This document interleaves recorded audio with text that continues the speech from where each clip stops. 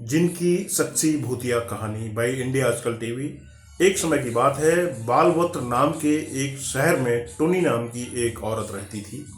टुनी के दो छोटे बच्चे थे जिनसे वह बहुत प्यार करती थी। टुनी स्वभाव से बहुत अच्छी थी, लेकिन वो साफ सुथरा नहीं रहती थी। इसके साथ ही वो ईश्वर को पूरी तरह से नहीं मानती थी, या फिर यूं कहें कि वो ईश्वर के बताए रास्ते पर सही से नहीं चलती थी।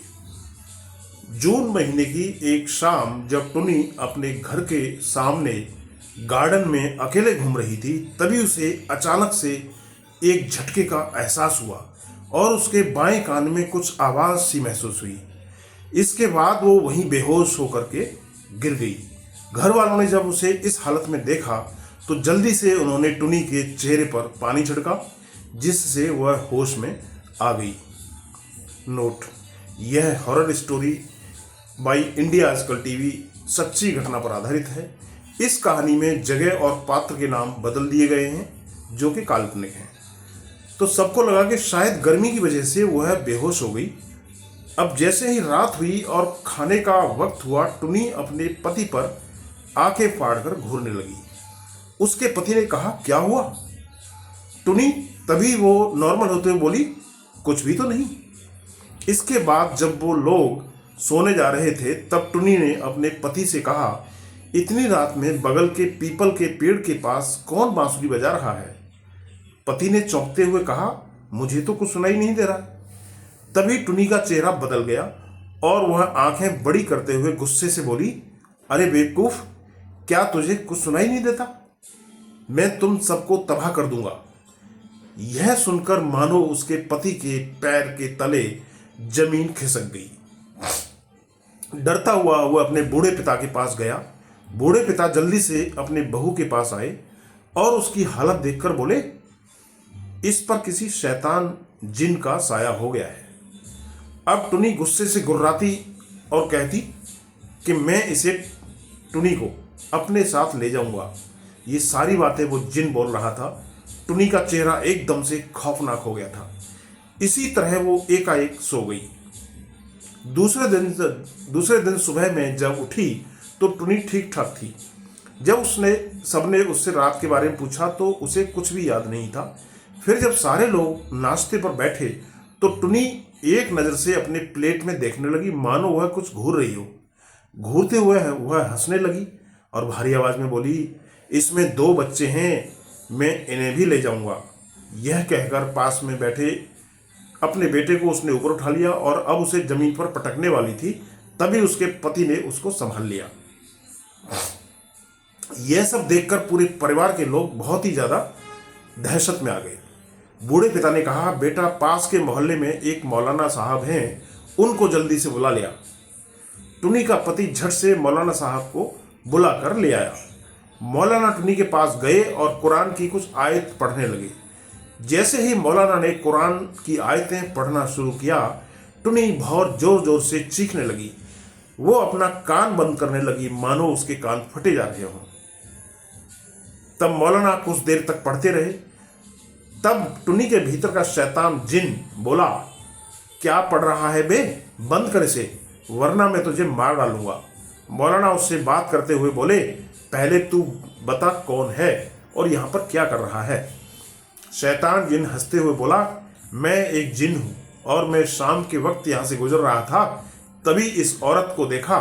यह औरत कुछ मुझको साफ सुथरी नहीं लगी, इसलिए मुझे अच्छी लगी और अब मैं इसे अपने साथ लेकर जाऊंगा। मौलाना ने कहा, देख, सीधे सीधे चला जाए यहाँ से। जिन बोला, नहीं जाऊंगा। जिन के ऐसा कहने पर मौलाना साहब फिर से कुरान पढ़ने लगे। अब टुनी मानो नींद में चली गई। उसके पति ने कहा, लगता है सो गई है। मौलाना बोले, सोई नहीं है, बल्कि शैतान जिन ऐसा नाटक कर रहा है ताकि हम लोग समझें कि वो चला गया है। यह कहकर फिर से वह कुरान की आयतें पढ़ने लगे। थोड़ी देर बाद टुनी उठी और मौलाना पर गुर्राते हुए झपटी, लेकिन वो मौलाना को छू भी नहीं सकी। ऐसा इसलिए क्योंकि उस वक्त मौलाना ईश्वर यानी अल्लाह की हिफाजत में थे। टुनी के पति ने कहा, यह कब तक चलेगा? मौलाना साहब बोले, कुरान की आयतें लगातार पढ़ते रहने से शैतान जिन जल कर मर जाता है, और अगर वह टुनी को छोड़कर नहीं भागा तो पक्का मर जाएगा। ऐसा ही कुछ हुआ। टुनी के भीतर का जिन बहुत जोर जोर से चीखने लगा और खुद बोलने लगा, ठीक है अब मैं जा रहा हूँ। जिसके बाद टुनी बेहोश हो गई। लेकिन मौलाना साहब ने कुरान को पढ़ना जारी रखा। करीब आधे घंटे बाद टुनी को होश आ गया, जो अपने पास इतने लोगों और मौलाना साहब को देखकर थोड़ी घबरा गई और बोली, क्या हुआ? तो मौलाना साहब ने कहा, कुछ नहीं, तुम थोड़ी देर के लिए बीमार हो गई थी लेकिन अब ठीक हो गई हो। मौलाना साहब टुनी के पति को बाहर ले गए और बोले, टुनी को साफ सुथरा रहने को समझाते रहिए, और सबसे महत्वपूर्ण बात, उस अल्लाह ने हमें बनाया है और हमारे लिए क्या बेहतर है और क्या नहीं, उस एक अल्लाह यानी ईश्वर से बेहतर कोई नहीं जानता, जिसके लिए उन्होंने अपनी किताब कुरान हमें दी है। इसीलिए कुरान आप सब पढ़ें, समझकर पढ़ें, ईश्वर के कहने के मुताबिक यानी कुरान के मुताबिक अपनी ज़िंदगी बिताएं, तभी हम कामयाब होंगे और हर बुराई से बचे रहेंगे। टुनी के पति ने कहा, जी बिल्कुल, हम ऐसा ही करेंगे, लेकिन एक बात तो आप बताइए, जब शैतान ने कहा कि मैं जा रहा हूँ और टुनी बेहोश हो गई, फिर भी करीब आधे घंटे तक आप कुरान क्यों पढ़ते रहे? मौलाना साहब ने मुस्कुराते हुए जवाब दिया, वो इसलिए क्योंकि शैतान बहुत झूठे और चालाक होते हैं। आपने देखा ना कि उससे पहले टुनी को नींद दिला दी ताकि वह कुरान सुन ही न पाए। फिर उसने कहा कि अब वह जा रहा है, उसके ऐसा कहने को मैं सच मानकर कुरान पढ़ना बंद कर देता तो वह टुनी के शरीर में ही छिपा रहता और बाद में फिर से हावी हो जाता। मौलाना साहब टुनी के पति की तरफ देखते हुए बोले, मैंने जो बातें आपसे कही हैं उन पर अमल करिएगा, क्योंकि अभी तो शैतान काफ़ी डरा हुआ है पर बाद में वापस आ सकता है। टुनी के पति ने सिर हिलाकर हामी भरी। तो दोस्तों, उम्मीद है यह जिन की सच्ची भूतिया कहानी बाय इंडिया आजकल टीवी आपको पसंद आई होगी।